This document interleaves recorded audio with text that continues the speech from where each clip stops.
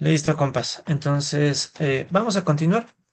Nosotros en la sesión pasada nos habíamos quedado en la discusión del problema de minimización del gasto. Digamos que quiero retomar la charla desde aquí, ¿no? Sí, entonces esto ya un poco lo conversamos la clase pasada, ¿no? Entonces quiero retomar solamente algunas ideas antes de lanzarnos ya propiamente a la resolución del problema, que lo hemos de hacer súper rápido.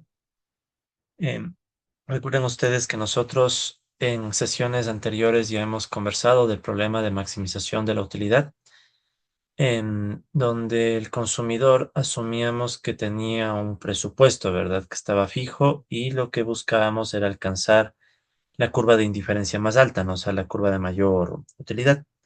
En cambio, en este problema de minimización del gasto que nosotros conversamos el día de ayer, nosotros más bien planteamos que el consumidor tiene una restricción en términos de una utilidad objetivo. Sí, habíamos dicho que esta utilidad objetivo, que le vamos a llamar U gorro, sí, entonces aquí este U gorro es una constante, y el consumidor busca una utilidad mayor o igual a este U gorro, este como quien dice es el mínimo aceptable, ¿no? Que el consumidor busca.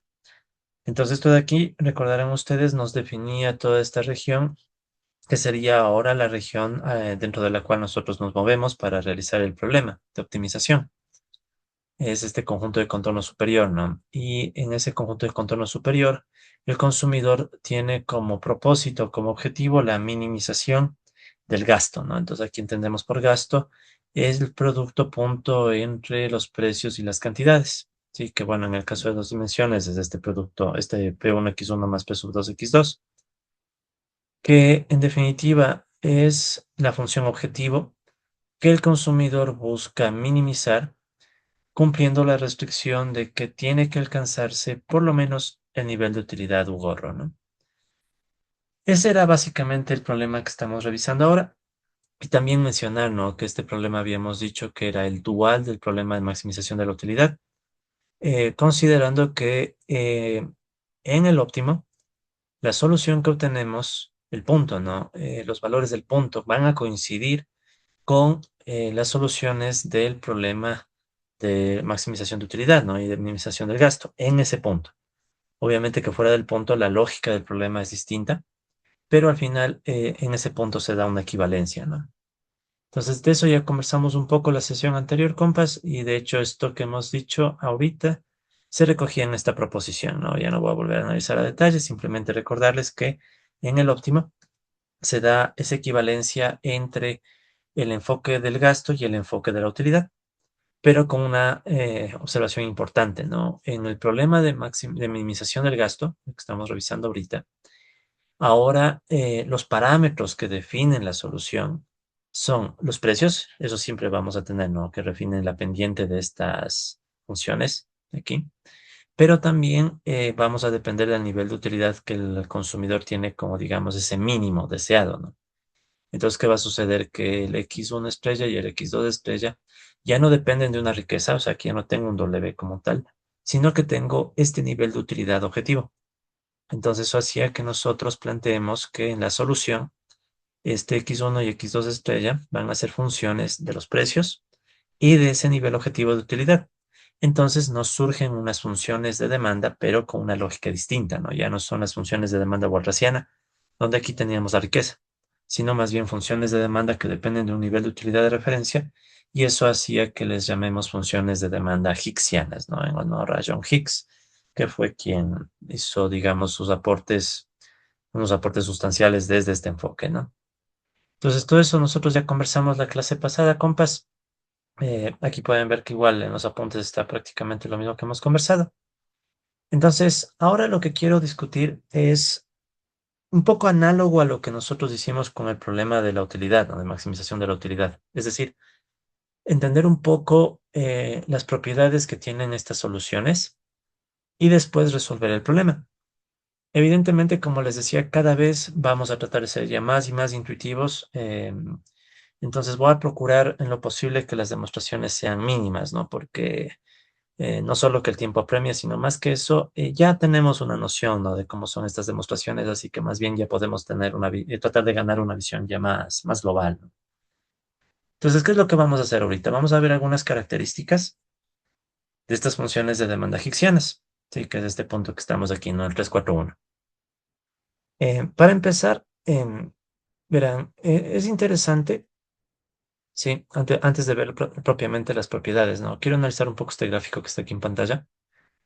Em, de hecho, me voy a llevar este gráfico para entender un poco las propiedades que vamos a revisar, ¿no? Entonces, ¿de qué se trata este gráfico, no?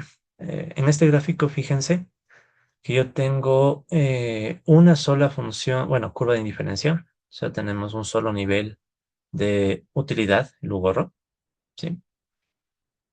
Y en ese nivel de utilidad tenemos dos puntos de cruce con estas rectas, que ahora ya no les podemos pensar tanto como restricción presupuestaria, ¿no? Eso recuerden, la restricción presupuestaria correspondía al problema de maximización de la utilidad. Ahora nuestro enfoque es el de minimización del costo, ¿no? Entonces, si quieren, estos serían como dos gastos que está haciendo el consumidor. Y esos gastos cambian dependiendo de los precios. Entonces aquí pueden ver que tengo un vector de precios, P, que define una recta, ¿sí? Entonces imaginemos que en realidad debería haber varias rectas, ¿no? Sino que esta ya es la recta que permite alcanzar el punto óptimo. Y en ese punto óptimo aparece este término, este HPU GOR, ¿sí? De hecho, permítanme hacer la misma idea, pero un poquito más en limpio, ¿no? A ver, solo para entender un poquito mejor de qué estamos hablando, ¿no? Entonces aquí tenemos el X1, el X2. Entonces ahorita, reitero, ¿no? Nuestro enfoque es que esta curva de indiferencia es fija, ¿no? Entonces ahora más bien el consumidor tiene un nivel de utilidad fijo y vamos a suponer que tenemos inicialmente un vector de precios P, que obviamente esto va a ser P1 y P sub 2. Y por tanto, tenemos una situación, digamos, con ese punto de cruce, ¿no? Que estaría aquí. Pero eso en realidad sería el resultado de todo el problema de minimización, ¿no? O sea, aquí tenemos que imaginaros que había varias de estas, ¿verdad? Varias de estas rectas y que el consumidor fue buscando la opción que le podía alcanzar al menos este nivel de utilidad, ¿sí? Minimizando el gasto, ¿no? Entonces, ese es el punto.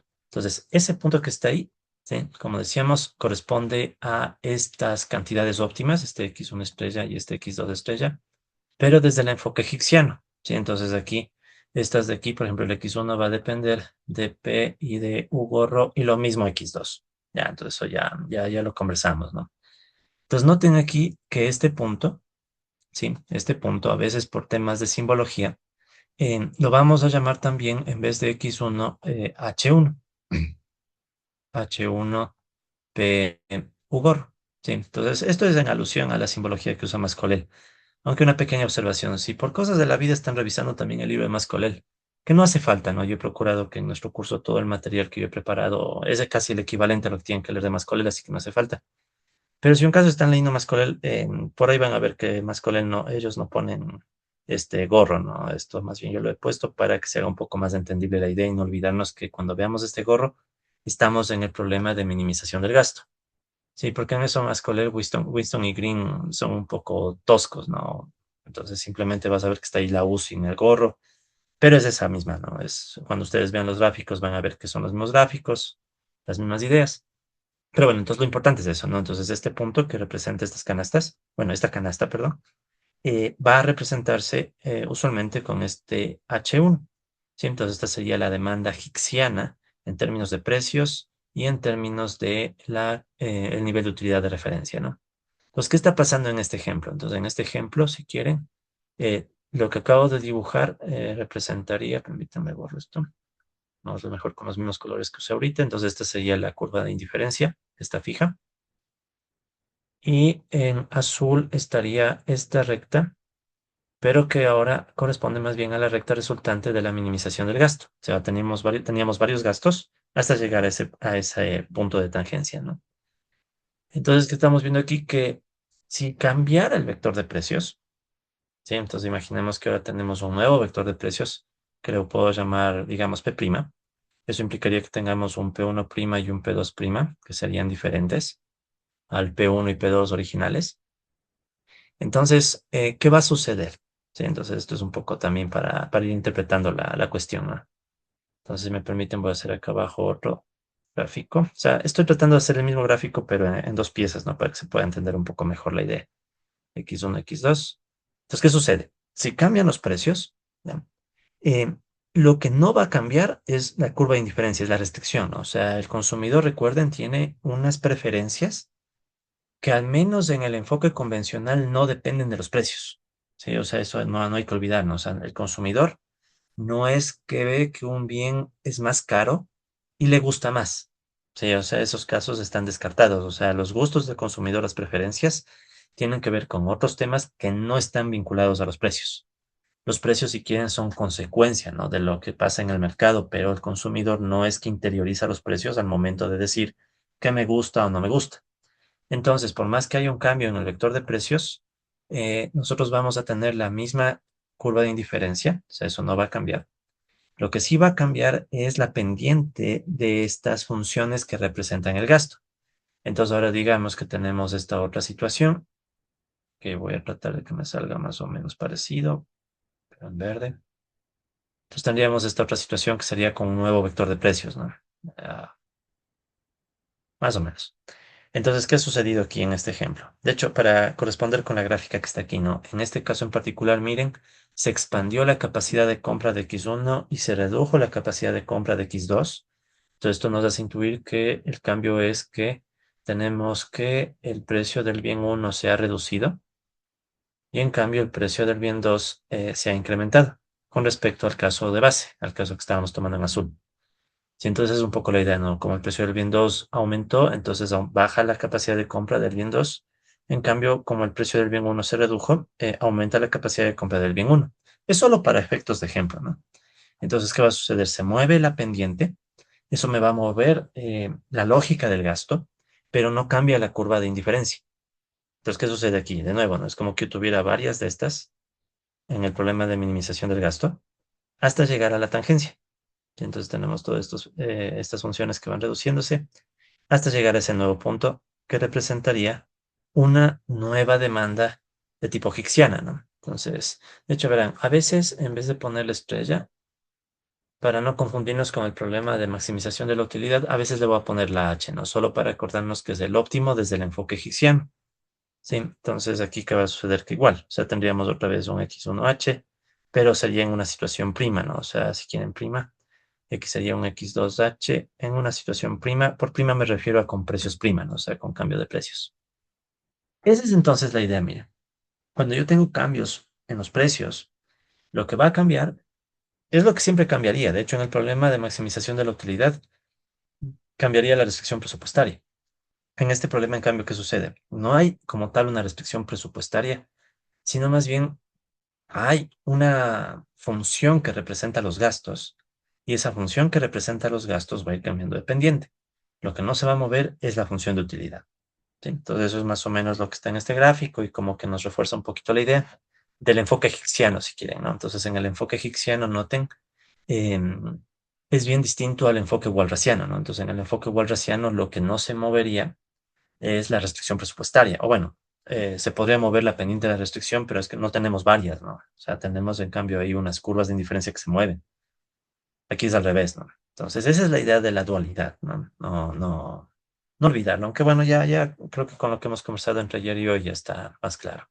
Entonces, ahora sí, hablemos un poco de las propiedades que tienen estas funciones de demanda higgsιanas, ¿sí? Cada vez repito de forma más intuitiva, ¿no? Ya mi intención no es meter tanta demostración. O sea, ya ir fortaleciendo cada vez más la intuición económica, ¿no? Entonces, permítanme, voy a subir esto acá nomás para que... Eso es. Ya. Ok, entonces vamos a analizar un poco las propiedades que van a tener estas funciones de demanda higgsιanas. ¿Sí? Recordando que las higgsιanas son esas, ¿no? X1 óptimo higgsιano, si quieren, sería igual a el H1 en términos de P u gorro, y lo mismo con el 2, ¿no? El X2 higgsιano, o el óptimo en el problema de minimización del gasto, igual H2 de P y U gorro. Ya. Entonces vamos a ver qué propiedades tienen, ¿no? Que van a ver son bien parecidas a las propiedades que conocemos para la función de demanda walrasiana. De hecho, ¿qué dice acá? Entonces, así súper rápido. Dice, ok, supongamos una función de utilidad que es continua, ya sabemos, no tiene saltos raros en el límite. Tenemos relaciones de preferencia que son localmente insaciables, eso también ya sabemos, el consumidor siempre puede estar un poco mejor moviéndose alrededor de una canasta.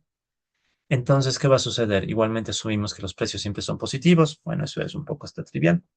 Y también vamos a asumir, bueno, no, de hecho eso nada más. Bueno, y el conjunto de consumo de siempre, ¿no?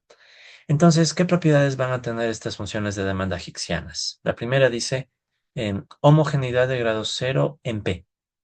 Ya no puedo hablar de W, porque ya no existe W. Entonces, ¿qué pasa? Que aquí la homogeneidad de grado cero va a visualizarse solamente en los precios, que son son las únicas variables monetarias que quedan. Ya no tenemos la variable monetaria de riqueza.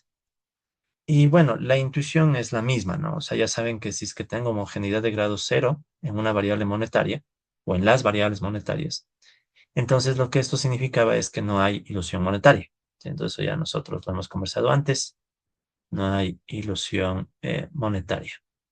¿Cómo podemos ver esto súper rápido en el problema de minimización del gasto? Entonces podemos verlo, por ejemplo, a través de la pendiente de estas rectas. Recuerden que esto de acá tiene un gradiente. Sí, y ese gradiente sería el negativo de la ratio de precios menos P1 sobre P2. Sí, entonces este sería el gradiente, ¿no? Que estoy hablando, el negativo. Disculpen, esa es la pendiente. Ahí, ese es el gradiente. Sí, P1 sobre P2. Entonces, ¿qué sucedería si en esta relación de precios ambos precios crecen en una ratio, ¿no? Digamos, en una constante, llamémosle M o alfa, lo que sea. Entonces creo que está bastante obvio lo que va a pasar. Sería M por P sub 1, M por P sub 2. Entonces, ¿qué sucede? Que si los precios crecen en la misma proporción, ¿sí? Entonces, por ejemplo, pensemos en un proceso inflacionario generalizado, en donde todos los precios crecen en la misma proporción. ¿Qué va a suceder entonces? Que esas proporciones se van a simplificar tanto la pendiente de estas rectas no va a cambiar. Entonces, como la pendiente de estas rectas no va a cambiar y la curva de indiferencia no cambia, por lógica, el óptimo, ese punto que está acá, tampoco cambia. Entonces, por eso es que decimos que existe homogeneidad de grado cero en precios. ¿Sí? Entonces, no creo que hace falta darle mucha más vuelta. Veamos la siguiente. La siguiente dice, no existe exceso de utilidad. ¿Ya? Igual como siempre, compas, cualquier duda que existe me interrumpen nomás, ¿no? En caso de que haya alguna duda. Vamos con esta. Dice, no existe exceso de utilidad. ¿Qué es eso del exceso de utilidad? Vean, este es, si quieren, el análogo a lo que nosotros en el problema de maximización de utilidad llamábamos la ley de barras. Sí, o sea, pongamos así, ¿no? Análogo a la ley de barras. ¿Qué decíamos nosotros en la ley de barras? Pero recuerden, la ley de barras era el problema de maximización de la utilidad, ¿no? Era básicamente que si nosotros hacíamos P punto la función de demanda walrasiana, tenía que ser ya en el óptimo, ¿no? Igual a la riqueza, o sea, el consumidor gasta todo lo que tiene, ¿ya? En cambio, ¿qué tenemos? Entonces, fíjense, ¿no? Esto que provocaba en términos un poco más matemáticos, provocaban que la restricción se active, o, dicho de otra forma, la restricción se volvía de igualdad.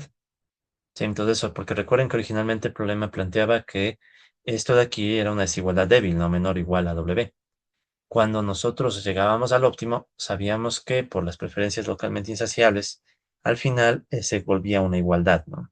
Pero eso era en el problema de maximización de la utilidad. ¿Qué sucede en cambio en el problema de minimización del gasto? Entonces, en el problema de minimización del gasto tenemos que el análogo es esta cosa que estamos diciendo que es la no existencia, ¿sí? Del exceso de utilidad. No existe exceso de utilidad. Que no es más que decir que en el problema de minimización del gasto, igual, la restricción, que originalmente es de desigualdad, se va a transformar en restricción de igualdad. Recuerden que la restricción en este problemita era esta restricción. La función de utilidad es mayor o igual al nivel mínimo que el consumidor se pone como aceptable. Entonces, ¿qué pasa? Que en el óptimo, ¿sí? Esa restricción se va a cumplir con igualdad. ¿Sí? Entonces es algo parecido a la ley de Baldas, solo que visto desde el otro enfoque. ¿Cómo justificar eso? O sea, sin tanto lío. Ojo, aquí es minimización de gasto, ¿no? Entonces, más bien, esto tiene que ver con el hecho de que las preferencias son continuas. Les recuerdo un poco. Cuando yo tengo preferencias que son continuas, ¿sí? Sin entrar mucho en la demostración. De hecho, perdón. De hecho, voy a hacerlo acá, pero sin entrar en la demostración, no solamente la intuición. Entonces verán, volvamos a dibujar esto acá para que quede un solo gráfico en limpio. Tenemos aquí x1, x2. Entonces, ¿qué sucedía cuando decíamos, ok, tengo un consumidor que tiene preferencias continuas? Entonces, si tenemos preferencias continuas, ¿sí? Más obviamente la racionalidad, ¿sí? No se olvidarán de eso jamás, más la racionalidad, que por cierto no olvidarse que era la completitud y transitividad, y nada más. Entonces, si se cumplía esto, decíamos que existía una función de utilidad. Y no solo existe, sino que aparte sabemos que es continua. ¿Y qué significaba esto? Significaba en términos bien prácticos que nosotros podíamos incluir el borde en la función de utilidad cuando representábamos las preferencias. O dicho de otra forma un poquito más estricta, ¿no? El conjunto de contorno superior incluía el borde, ¿sí? Recordarán ustedes cuando estudiamos preferencias lexicográficas que ese era un caso en donde no había continuidad y por tanto no podíamos incluir los bordes, todo el borde, no en el conjunto de contorno superior. Pues, ¿por qué es importante que aquí se incluya el borde? Porque solo con el borde ahí incluido, ¿sí? Entonces aquí, gracias a que son continuas, podemos incluir en este problema el borde. Solo gracias a eso es que yo puedo plantearme la minimización del gasto, perdón, y alcanzar el punto óptimo. ¿Sí? Entonces, solamente gracias a eso. Entonces, miren cómo aquí el cambio cambia un poco la lógica, ¿no? En el problema de maximización de la utilidad, esto de aquí sucedía gracias a que teníamos las preferencias localmente insaciables. En cambio, está ahí, insaciables. En cambio, aquí en el problema de maximización, perdón, de minimización del gasto, no existe exceso de utilidad, que en definitiva significa que si el consumidor eh, aplica esta lógica de minimizar gasto, literal, va a minimizar el gasto lo más que puede y va a llegar a la utilidad mínima deseada. O sea, no es que va a haber un sobrante de utilidad por encima del mínimo que buscaba el consumidor. Todo eso, en cambio, está vinculado a esto de las preferencias continuas, ¿no? Porque si no tuviéramos preferencias continuas, entonces, ¿qué sucedería? Que no tendríamos el borde. Y si yo no tuviera este borde, entonces no podríamos resolver el problema y no tendríamos ese punto. Y por tanto, la restricción no podría cumplirse con igualdad, ¿no? ¿Cuál restricción? La restricción de que este nivel de utilidad en el óptimo, que le estoy llamando el óptimo hicksiano si quieren, que sería lo mismo que decir la U en esta H que va a depender de P y U gorro. O bueno, H nomás, no le complicamos mucho. Ya, entonces esta H que recuerden es la demanda hicksiana, va a coincidir o va a cumplirse con igualdad, ¿no? Esta restricción, por tanto, esto coincide con el nivel de utilidad eh, U gorro, que es este nivel que se ha puesto, ¿no? Como mínimo deseado. O sea, en pocas palabras, el consumidor gasta solo hasta alcanzar el mínimo deseado y no busca más utilidad. Entonces, eso se refiere a que no existe exceso de utilidad, sin complicarle mucho. Ok, y tenemos finalmente otra propiedad, que esta incluso no hace falta darle mucha más vuelta porque como verán igual es casi el análogo para el caso del enfoque walrasiano. Y dice lo siguiente, ¿no? Convexidad o unicidad. Si las preferencias son convexas, eso ya sabemos qué significa, ¿de acuerdo? Entonces dice que si las preferencias son convexas, tenemos que esta función, este h, recuerden que es, reitero una vez más, el punto óptimo, ¿no? Sí, aquí pongámosle ahora como h, ¿no? H1 y H2, ¿sí? Pero es la misma idea que decir X1 en el óptimo hicksiano, si quieren, y ahí este es X2 en el óptimo hicksiano. Es la misma idea, ¿no? Entonces, ¿qué estamos diciendo? Que si yo sé que la preferencia, de hecho lo voy a escribir acá abajo, ¿no? Si yo sé que la preferencia, ah, pongamos el tono negro. Ya, entonces, si yo sé que esta preferencia era convexa, entonces, ¿qué significaba eso? Recordarán que preferencia convexa implicaba que el conjunto de contornos superior es un conjunto convexo. Secciono dos puntos y la combinación queda dentro del conjunto. Pero entonces eso significaba que la función de utilidad era cuasi cóncava. Cuasi cóncava, ¿sí? Y si la función de utilidad es cuasi cóncava, teníamos nosotros esta forma. Sí, esta forma donde justamente el conjunto de contorno superior, si yo tomaba dos puntos, la combinación también quedaba dentro. Ya. Entonces, ¿qué está diciéndome esta tercera propiedad? Que si nosotros vemos que las preferencias son convexas y la función de utilidad es cuasi cóncava, la solución es un conjunto convexo. Bueno, aquí debería decir conjunto. Ya, un segundito. Bueno, eso queda como evidencia de que Yo escribo esto a mano, ¿no? Entonces a veces me encontrarán por ahí algún error de tipeo, disculparán, ¿no? Conjunto. Ya. Ok, entonces, volviendo acá. Ya aquí ya nada. Entonces esa era la idea básica, ¿no? Entonces tenemos esto, es un conjunto convexo cuando es referencia convexa, ¿no? No estricta. De hecho, el caso que está acá dibujado sería el caso más bien, siendo un poco más rigurosos, el de estrictamente convexa. Porque recuerden que cuando es estrictamente convexa, sí, estrictamente, sí, cuando esto era estrictamente convexo, estas preferencias, ahí nosotros veíamos que esto siempre era curvo, ¿sí? O sea, la palabra estricto aquí nos garantizaba que había curvatura. Si es que no fuera estricto, podría haber ciertas regiones que son rectas, si quieren. Y por eso es que si hay regiones rectas, había la posibilidad de que aquí no salga un punto, sino todo un conjunto. Por eso habla de conjunto convexo. Pero en cambio, si tenemos una preferencia estrictamente convexa, tú tendrías una función de utilidad que es estrictamente cuasi cóncava. Y si tienes una función de utilidad estrictamente cuasi cóncava, o sea, con esta curvatura, sí o sí va a suceder que la función h, o sea, la función de demanda hicksiana, que dependía de p y del nivel de utilidad de referencia u gorro, va a ser o va a generar un solo punto. O sea, en pocas palabras, es función. ¿Sí? Entonces la solución va a ser un solo punto, sobre todo cuando es el caso estricto, ¿no? Pues miren, esto también es casi lo mismo que hemos conversado con la demanda walrasiana, ¿no? Solo que ahora estamos viéndole desde el enfoque hicksiano, pero la propiedad no cambia. Entonces, por eso tampoco me voy a meter mucho más en esto. Pero miren, todo el camino que hemos debido recorrer, ¿no? O sea, ya sabíamos, por ejemplo, que era función cuasi cóncava, sabemos la diferencia, o sabemos que esto nace de las preferencias estrictamente convexas y cosas así, ¿no? Em, listo. Entonces, esas son las propiedades que van a cumplir estas funciones de demanda hicksiana, indistintamente del problema, de la función de utilidad específica que usemos, etcétera, ¿no? O sea, eso ya lo sabemos. Listo, compas. Entonces, ahora sí, vamos a adentrarnos en la solución del problema. Sí, entonces, miren, estas propiedades, como las hemos probado, bueno, las hemos ilustrado sin resolver el problema, ¿no?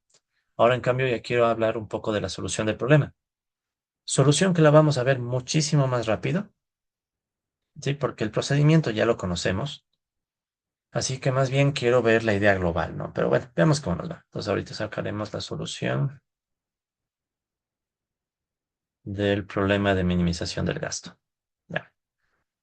Entonces, primero, recordemos cómo está escrito el problema, ¿no? El problema, recuerdan que era que queremos minimizar buscando la canasta X tal que se pueda reducir esto, ¿no? Al P punto X, que es el gasto. Sí, P punto X, que si estuviéramos en el caso L igual 2, esto sería el P1X1 más P sub 2X2.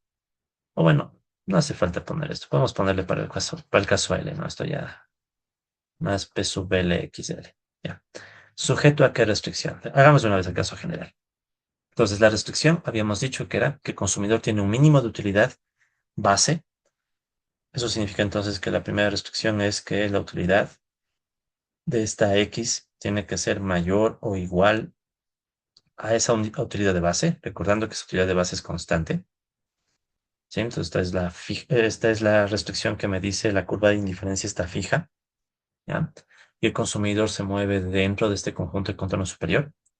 Y a la vez también tenemos las restricciones de que cada x va a ser mayor o igual a cero. X1 mayor o igual a cero, x2 mayor o igual a cero, y así hasta el xl mayor o igual a cero. Ya, entonces este es el problema de minimización del gasto. Entonces, lo primero es, para resolver este problemita, la necesidad tenemos aquí primerito es de replantear un poco, reescribir el problema para que tenga un formato más parecido a lo que hemos aprendido. Esto se puede hacer a cualquier problema de minimización, ¿no? Entonces, ¿cuál es el cambio de formato? Que en vez de plantearlo como un problema de minimizar, nosotros podemos replantearlo como un problema de maximización. ¿Sí? Entonces va a ser la maximización de X. Eh, Logro eso, o sea, poniéndole un menos, o sea, trabajando con el negativo a la función. Queremos maximizar el menos p punto x. Entonces, eso obviamente significa menos y todo lo que viene, ¿no? P1X1 más hasta L, ¿no? P sub L, XL.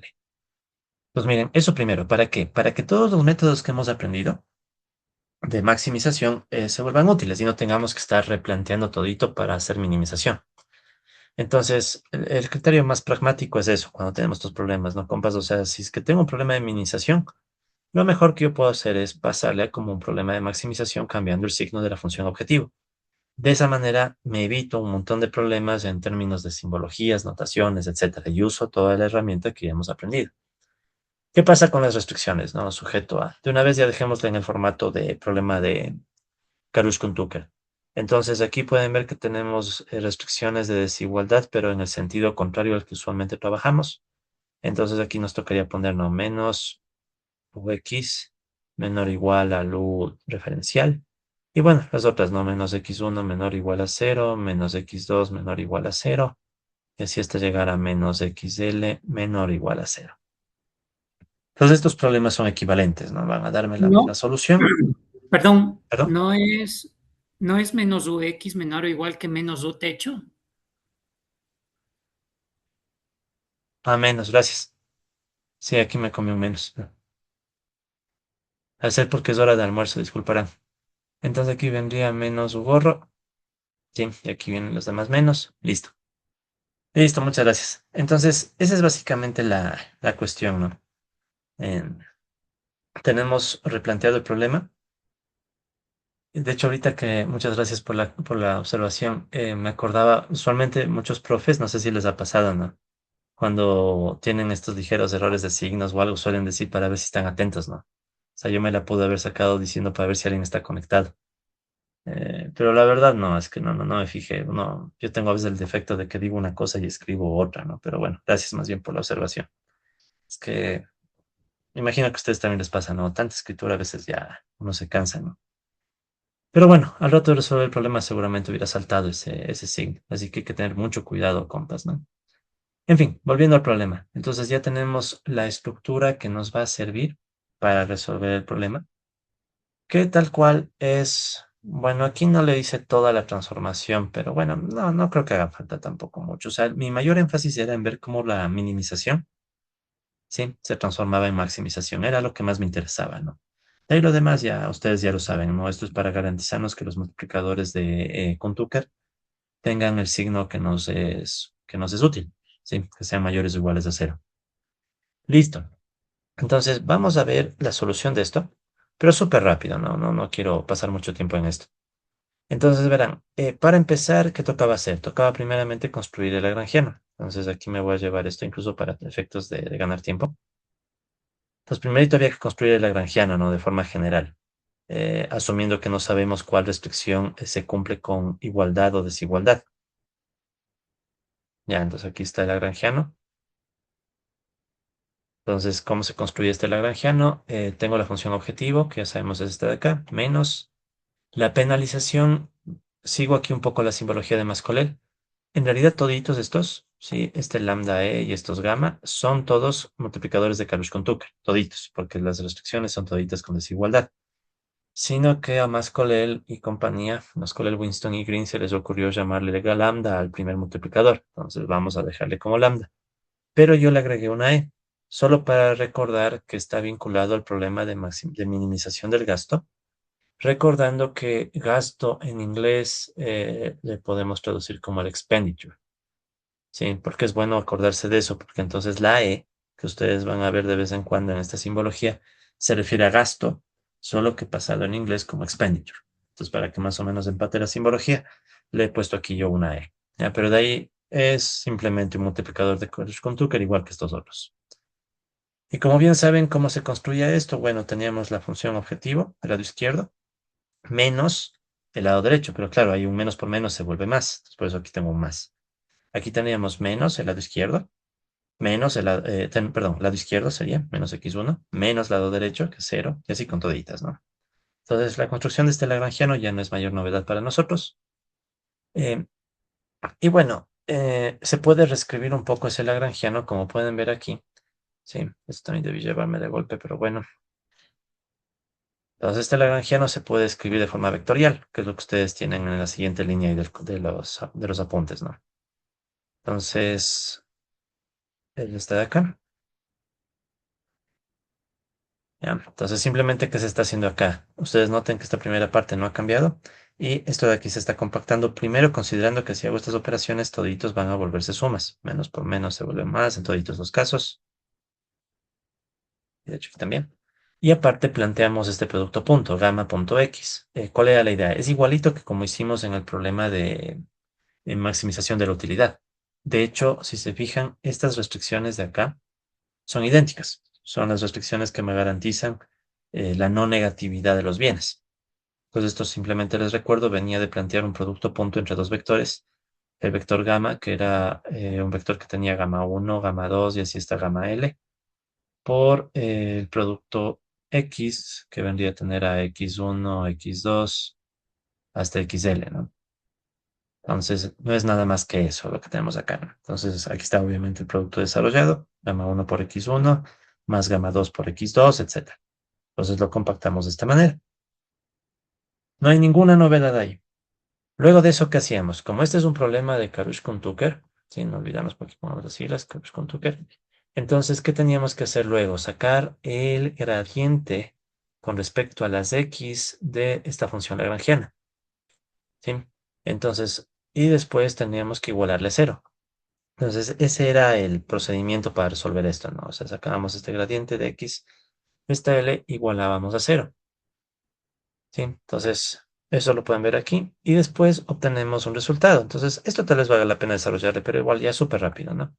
¿Cuál sería el gradiente con respecto a x de L? Sería la derivada con respecto a x, pero de forma vectorial, ¿no? De toda esta expresión. Entonces, podemos escribirlo así súper rápido, ¿no? La gradiente respecto a x de menos p punto x más lambda e por ux menos u gorro más gamma punto x. Ya, entonces es lo que quiero sacar, ¿no?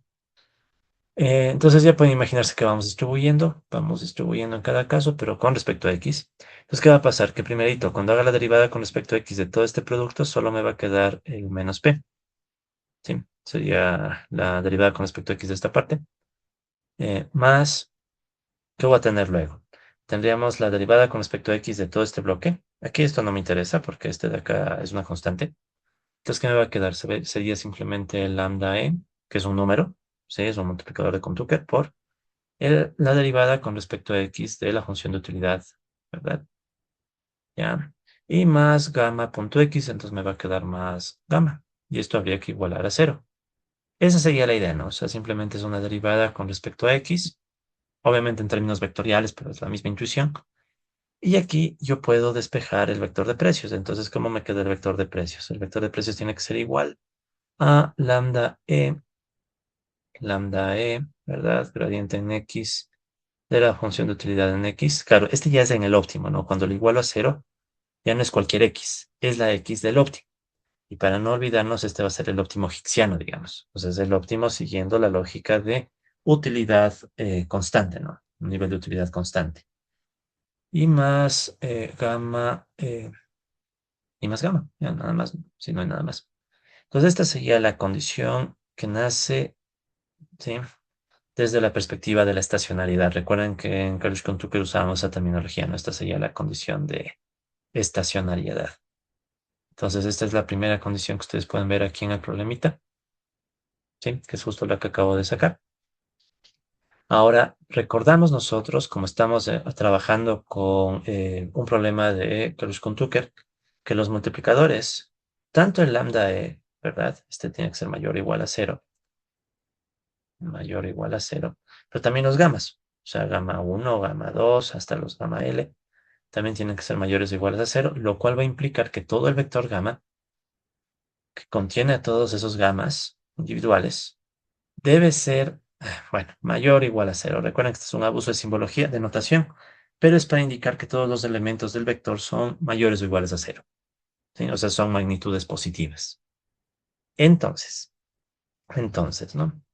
Eh, si yo borrara este gamma, Si yo borrara este gamma de acá, ¿qué va a suceder? Es como decir que tengo una igualdad donde este gamma fuera, qué sé yo, digamos un 8, un número positivo. ¿Ya? Si yo le borro al gamma, entonces, ¿qué va a suceder? Voy a tener que esta misma condición de estacionariedad podría escribirse de esta forma: p mayor o igual a lambda e gradiente en x de uxh. ¿Ya? Entonces sería la misma condición, pero en la cual yo eliminé en el lado derecho una cantidad positiva o cero.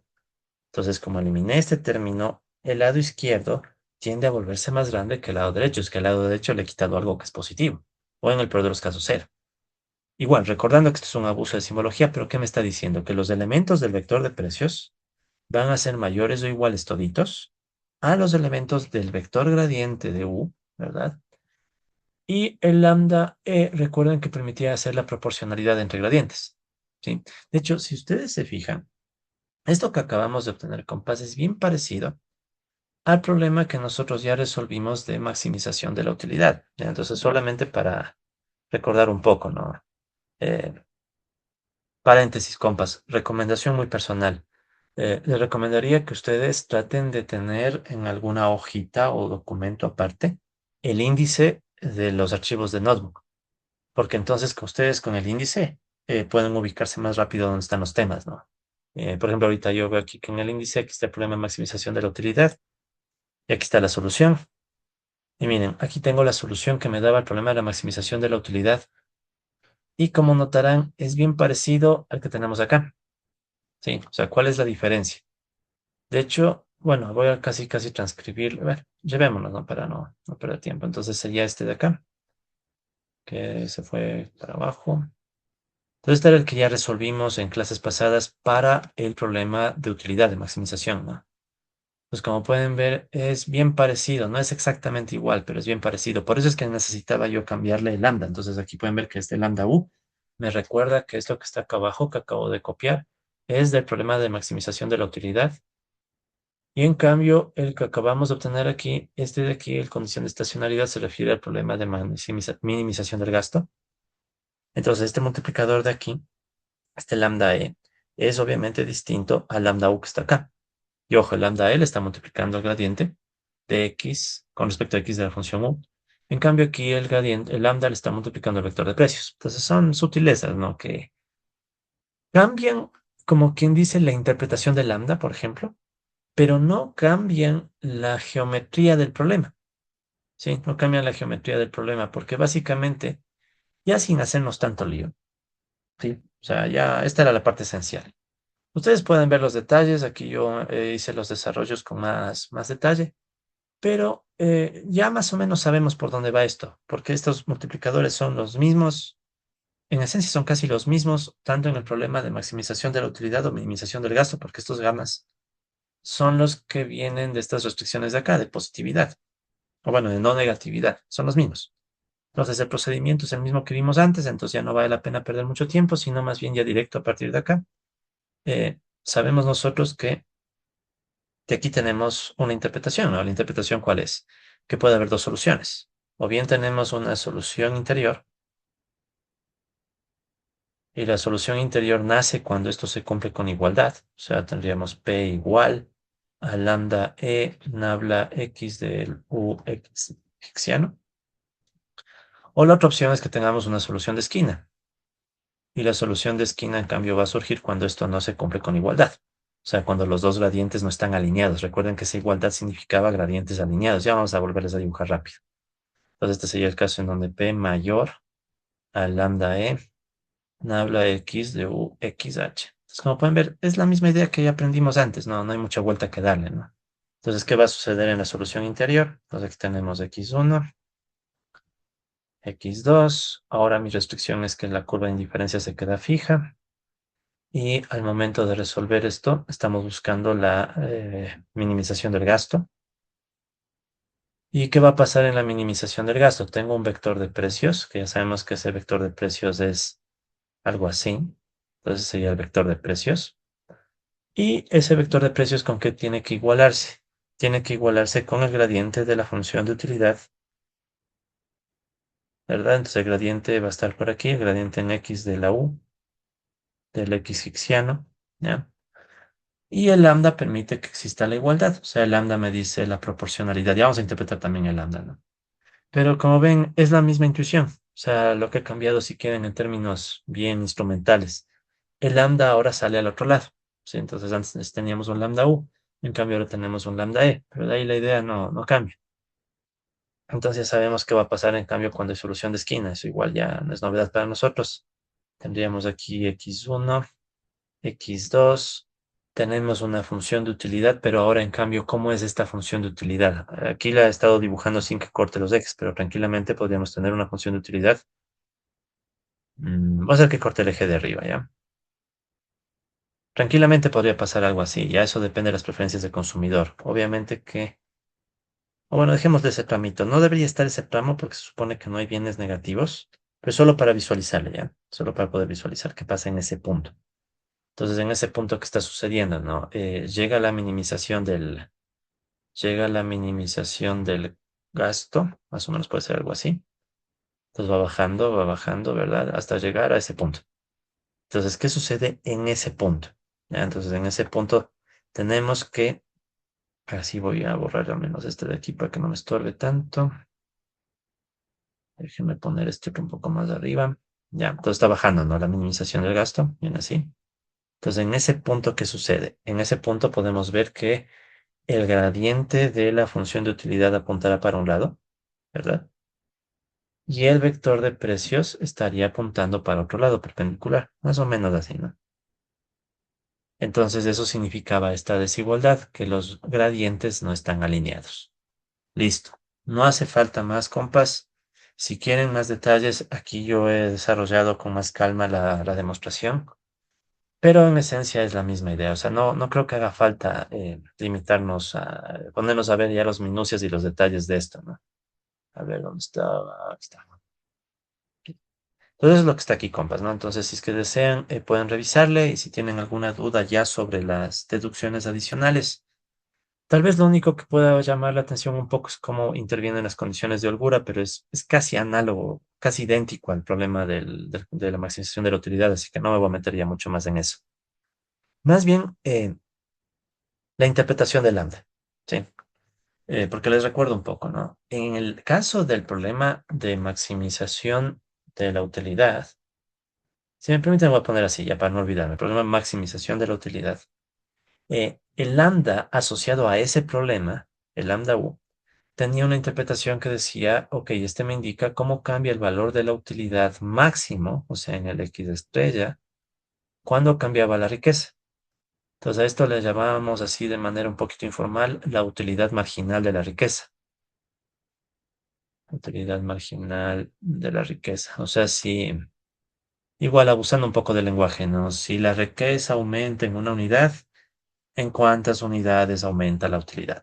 Ya, aproximadamente, porque en realidad no es una unidad, sino es en el margen, ¿no? Pero a veces para interpretarle se le veía como un dólar, ¿no? Si aumenta en un dólar la riqueza, aproximadamente la utilidad cambia en lambda u unidades, que de hecho es positiva, ¿no? Porque es multiplicador de Calories con Tucker y esto tiene que ser mayor o igual a cero. En cambio, ¿qué va a suceder en el problema de minimización del gasto? Ya no tengo un lambda u, tengo un lambda e. Podríamos ponernos a demostrar esto, ¿no? O sea, se podría, o sea, porque es el mismo proceso que para el caso del problema de maximización de la utilidad, pero no, ya no deseo hacerlo porque ya no ganamos nada nuevo, o sea, ese procedimiento ya se hizo, solo cambiarían las letras en definitiva. Entonces, más bien la intuición. ¿Quién ahora es el que me restringe? Sí, entonces, aquí ahora, recuerden, este W era como el que impone la restricción, o sea, el consumidor está limitado por su riqueza. En cambio, en el problema de minimización de gastos, recordemos que la restricción viene dada por el nivel de utilidad fijado como mínimo. ¿Sí? Entonces aquí más bien es como que este término, lo borro, es el que me está limitando, ¿no? Entonces, ¿y qué me limita? Me limita al nivel eh, óptimo de la función objetivo. Entonces, antes del nivel óptimo de la función objetivo era el UX gorro. Ahora, ¿cuál es ese nivel? Ahora es el gasto mínimo. ¿Cuál es el gasto mínimo? Entonces aquí sería un P punto, si quieren, pongámosle el X hicksiano, ¿ya? Ese sería el gasto mínimo, ¿no? Entonces, ¿qué me está diciendo, por tanto, el lambda E? El lambda E ya tiene otra interpretación, miren. Si yo quiero aumentar mi utilidad mínima o mi utilidad de base en una unidad, esto es lo que me va a costar. Este es el gasto marginal. O si quieren, abusando un poco del lenguaje, este sería el costo marginal de una unidad adicional de utilidad en el óptimo, ¿no? Sí, entonces, más o menos, ¿no? O sea, Pongámosle gasto, no quiero usar mucho la palabra costo porque costo se asocia más a la producción, ¿no? Entonces este sería el gasto marginal de la utilidad, entre comillas, mínima. O dicho de otra forma, ya. Entonces, dicho de otra forma, ¿no? Si quieres aumentar en una unidad esa utilidad mínima, se imaginen que eso significaría, por ejemplo, desplazar hacia arriba, ¿no? La curva de indiferencia. Si quieres desplazarle un poco más, eso te va a costar lambda i. Entonces, este sería cuánto vas a gastar adicional para tú alcanzar ese nivel adicional de utilidad.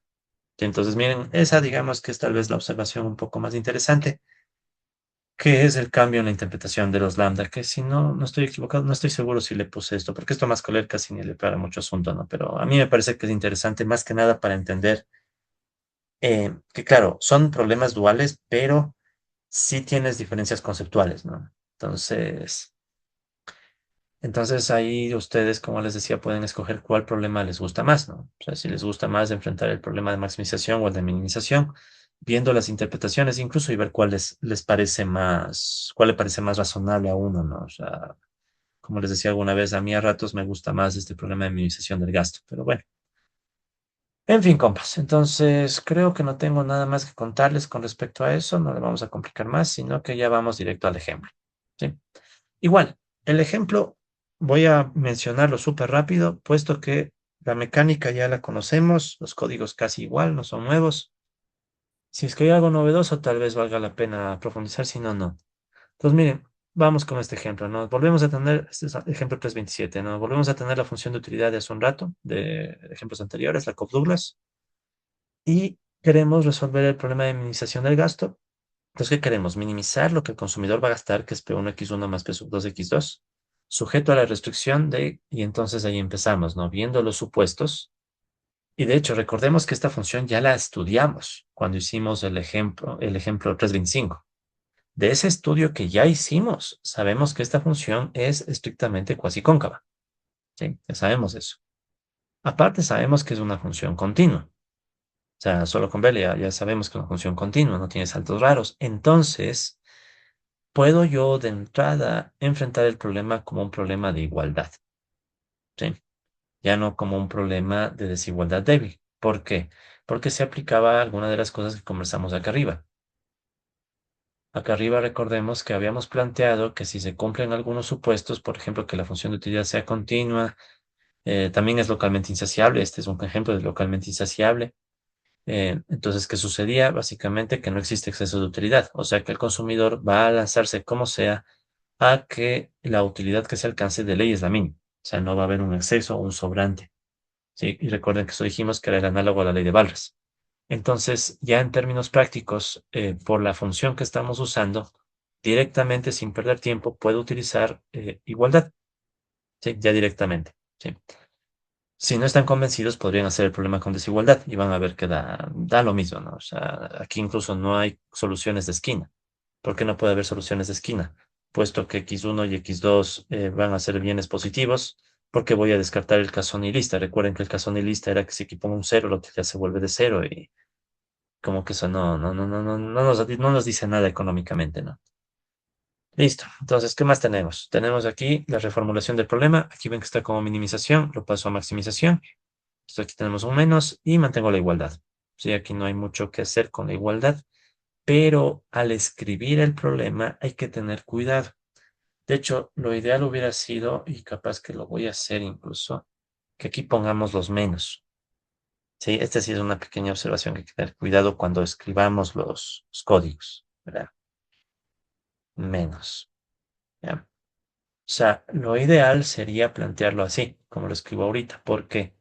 Porque si nosotros nos fijamos, esto era así, ¿no? U de x mayor o igual al u gorro. Entonces, si aplicábamos el menos, me quedaba menos u de x menor o igual a menos u gorro.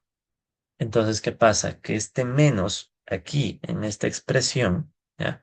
Es clave para que el multiplicador, este multiplicador que está por acá, ¿sí? Para que este multiplicador tenga el signo correcto.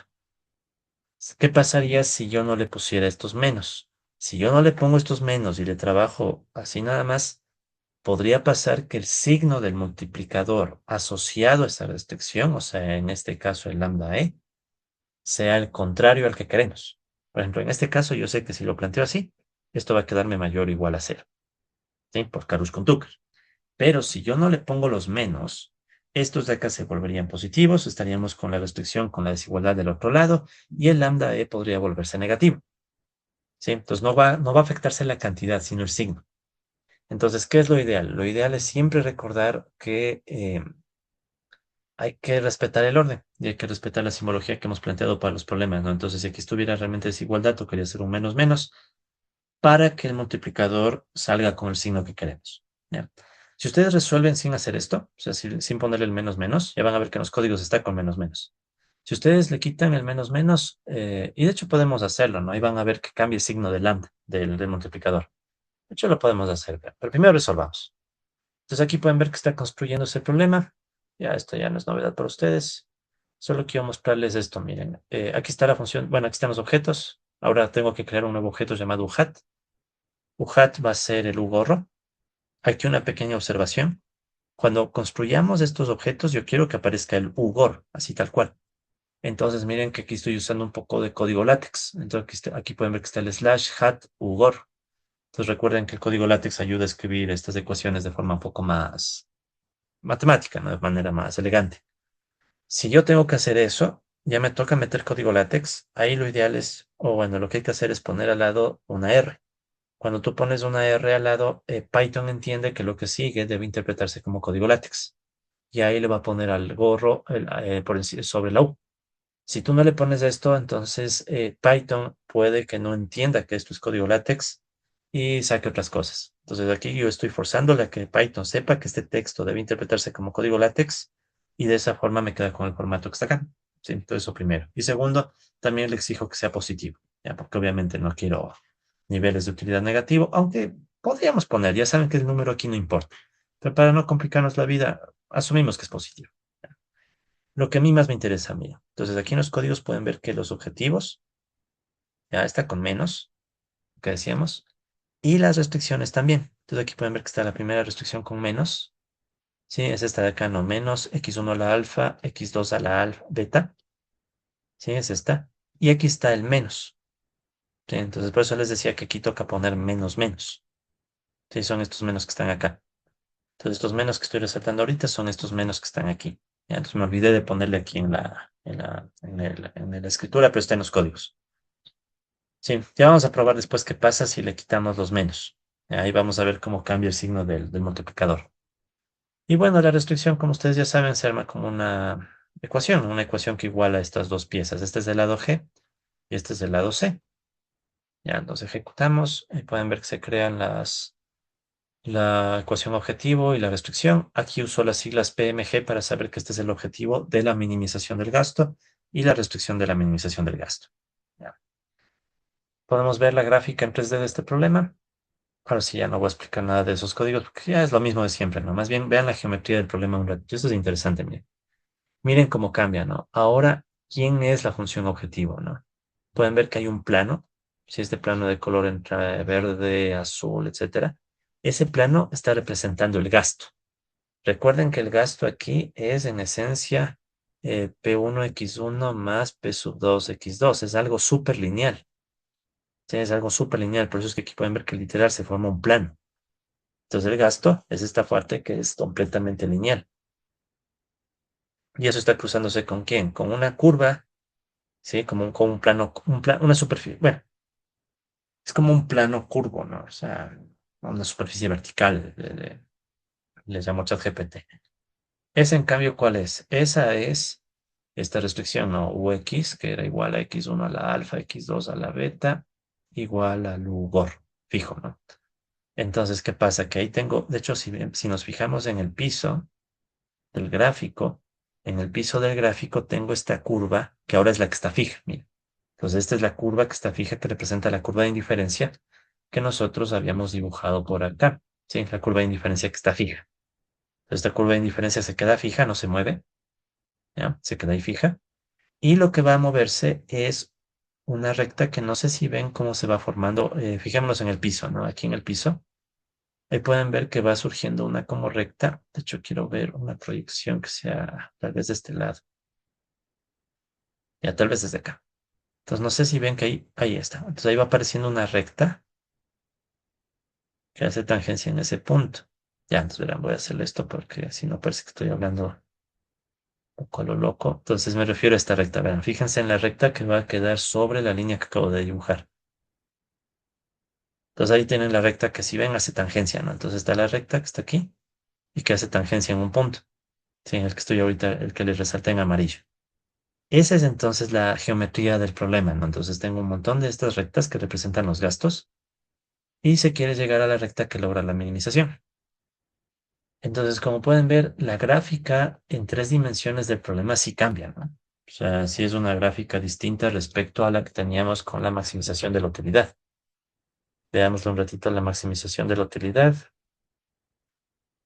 Eso estaba por acá, en el ojo, el ejemplo 325. Entonces, miren la diferencia con la geometría del otro problema, ¿no? Eso estaba por acá abajo, ya. Entonces, miren la diferencia, ¿no? Entonces, en el problema, este era el de la utilidad del consumidor, el de maximización de la utilidad, perdón. Entonces, aquí pueden ver que la restricción es un plano recto, si se quiere, ¿no? O sea, no está curvado. Y la función es la que muestra la curva. Sí, entonces, esa es un poco la diferencia. Entonces, miren, a pesar de que es un problema que me va a dar la misma solución prácticamente, la geometría puede cambiar, ¿no? O sea, la geometría del, bueno, no es que puede, cambia, ¿no? La geometría del problema. Igualmente aquí tienen las gráficas compas de este problemita en el plano, entre x1 y x2, o sea, es lo que está pasando en el piso, ¿no? La curva de indiferencia se queda fija y buscamos ya no sería recta presupuestaria, podríamos llamarle la recta de gasto si quieren, ¿no? O sea, buscamos la recta de gasto que nos baja, que nos permite llegar a la solución, ¿no? Igual tienen aquí el gráfico dinámico. Entonces, ¿cuál sería la lógica en el caso del gráfico dinámico? A ver, en este gráfico dinámico. Aquí hay un ligero error, no debería decir W. Ya, un segundito, voy a cambiarle eso de una vez para que cuando les actualice ya les quede bien. Porque no existe W. O sea, en este programa no existe W, sino que más que W debería llamarse. O sea, en los códigos le puedo dejar W, pero en la descripción esto más bien debería llamarse gasto. Sí, entonces ahí le cambio de nuevo. Exacto, entonces ahí estaría lo correcto. Y eso que dice valores actuales, ¿dónde está W? Bueno, dejemos de esa W ahí, ¿no? Pero lo que pasa es que digamos que para los códigos copié y pegué la función, la restricción presupuestaria, ¿no? Porque por eso queda el W por ahí, ¿ya? Pero ustedes no se preocupen, en realidad es gasto, ¿ya? Entonces, ¿qué sucede aquí? Miren, puedo cambiar los precios. Ya sabemos que si cambiamos los precios, se cambia la pendiente de esa recta. Y hay otro error, no debía llamarse recta presupuestaria, si se ve que he copiado y pegado, ¿no? Entonces llamémosle recta de gasto. Ya, todos estos cambios van a quedar en la versión que ustedes vuelvan a cargar después, no se preocupen, ¿no? Pero ahí está. Pues ahora sí ya dice recta de gasto. W quisiera cambiarle. Pero bueno, eso lo puedo hacer luego. No me quiero perder el tiempo ahorita. Entonces, ¿cuál es la idea? Entonces, miren que la idea es que ahora lo que se mueve es el gasto. Entonces, el gasto es el que puede estar, digamos, por acá arriba.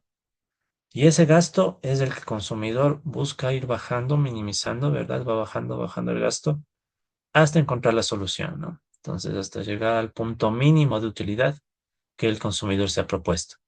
No puedo bajar más, porque obviamente si bajo más ya no alcanzo ese nivel de utilidad que busco. Entonces tengo que llegar con la minimización solo hasta ese punto.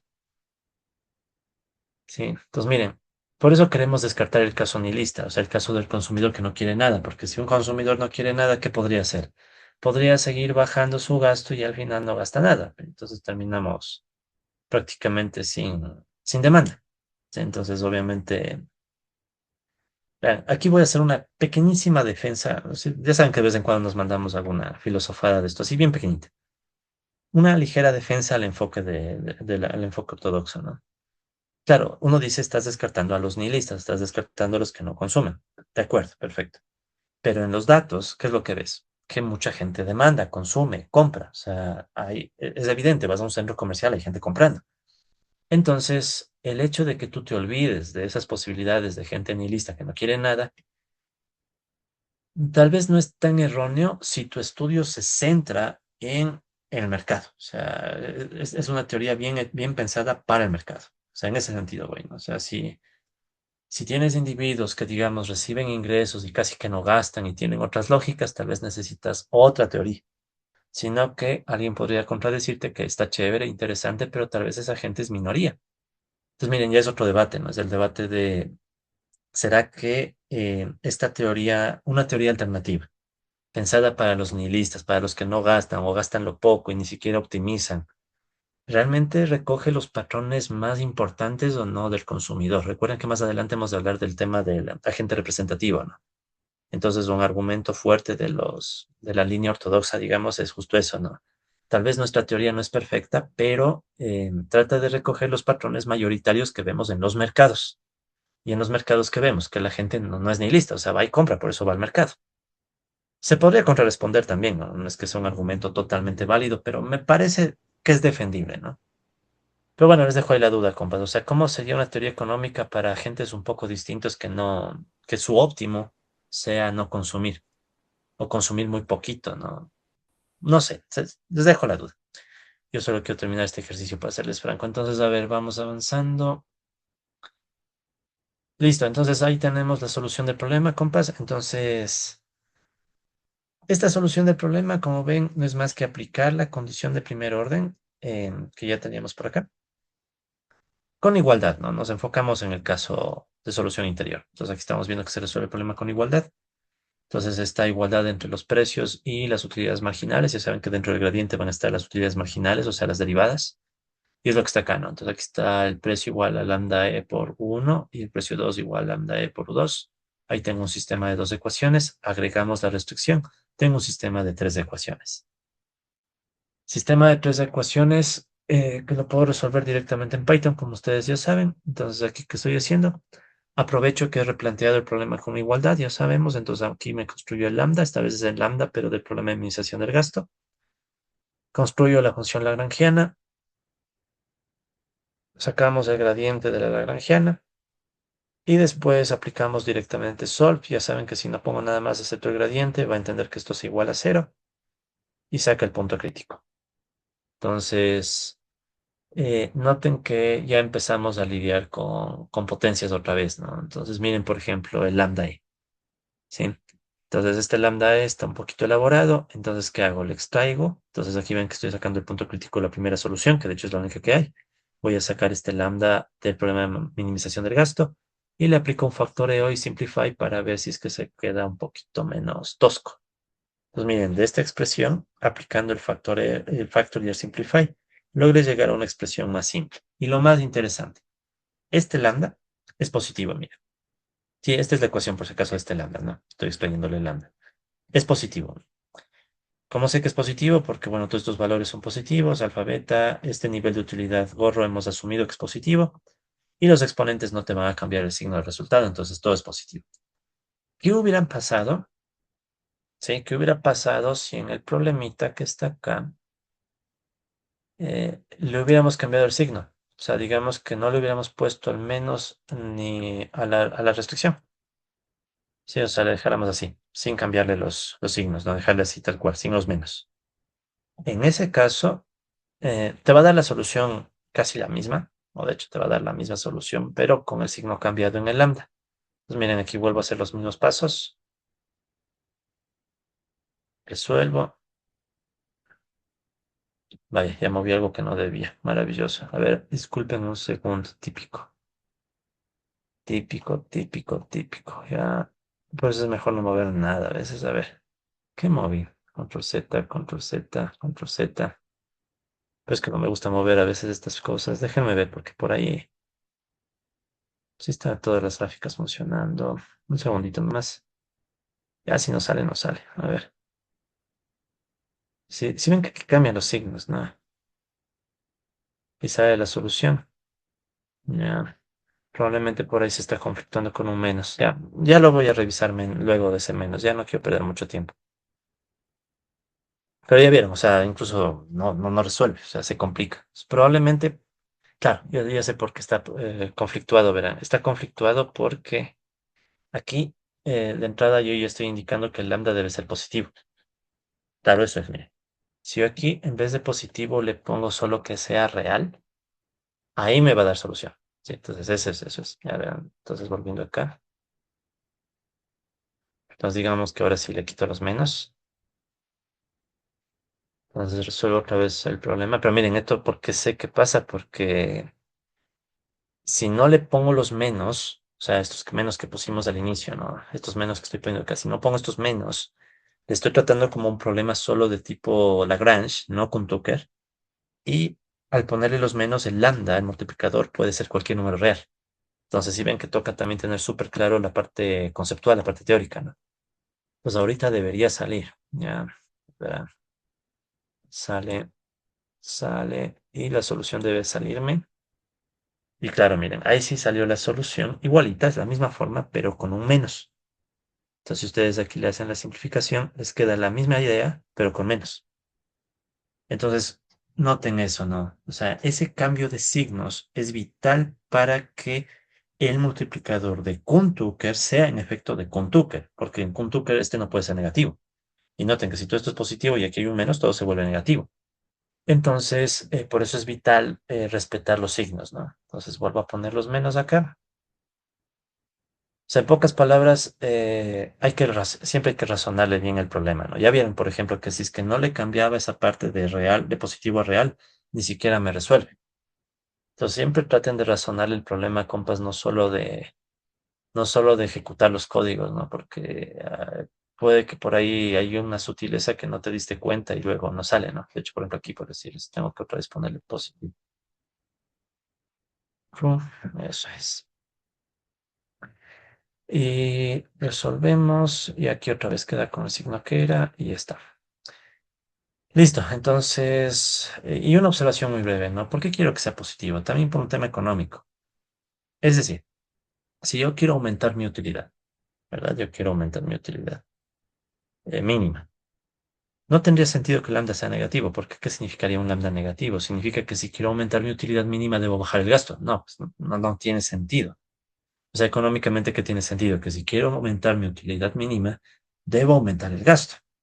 Entonces, miren cómo ese cambio de signos es vital incluso para que la interpretación económica de lambda E sea correcta.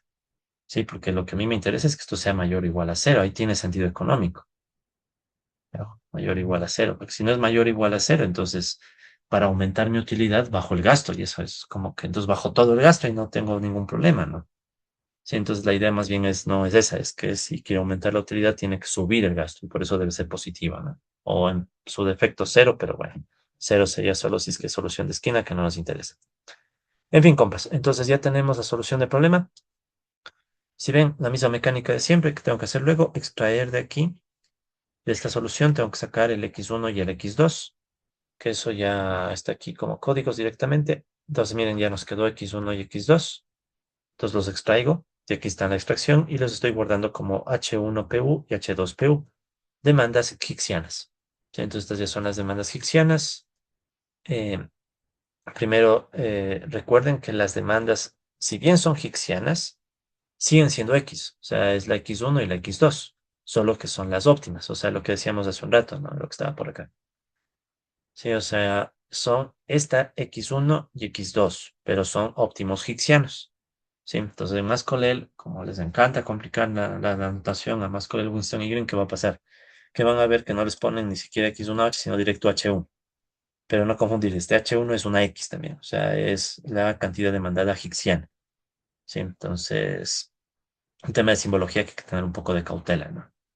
Pero bueno, entonces aquí están las dos demandas, entonces aquí pueden ver que extraje de este punto crítico. Entonces aquí está la demanda del bien uno y la demanda del bien 2, pero hicksianas. Entonces, ¿cómo sé que son hicksianas?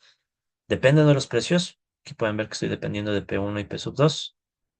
Dependo de las preferencias, alfa, beta, pero también dependo del nivel de utilidad mínimo, del UGOR. Ese UGORRO está ocupando el lugar que antes ocupaba la riqueza. ¿Sí? Entonces la riqueza ya desapareció y ahora nos está quedando ese nivel de utilidad de referencia. Claro que esto puede hacernos cuestionar un poco, ¿no? ¿Qué tan realista puede ser las funciones de demanda hicksianas si yo este UGORRO no lo conozco? Si uno puede decir, bueno, ¿y qué es UGOR? Contra eso, por ejemplo, un ortodoxo podría responderte diciendo, bueno, ¿sabes qué? No me voy a complicar, como no me importan las unidades de Ugorro, yo puedo estandarizar y decir que Ugorro es uno. Listo. Entonces tú puedes decir, no, claro, esto es una trampa, o sea, con un gorro igual a uno, claro, me estás desapareciendo la variable. ¿Qué te puede contrarresponder el que está desde la línea más ortodoxa? Puede decirte, no, pues es que no hay problema. Recuerden que Hugo, la utilidad puede tomar cualquier unidad. Entonces, si bien ponerle aquí el Ugorro podría hacer pensar que este enfoque no es tan realista, tranquilamente, repito, se le puede estandarizar diciendo que Ugorro es uno, total, no me importan las unidades de la utilidad, y ya está. Entonces no es, o sea, la crítica no es tan simple, ¿no? O sea, tranquilamente se puede contrarresponder diciendo que, bueno, pones cualquier número en la utilidad.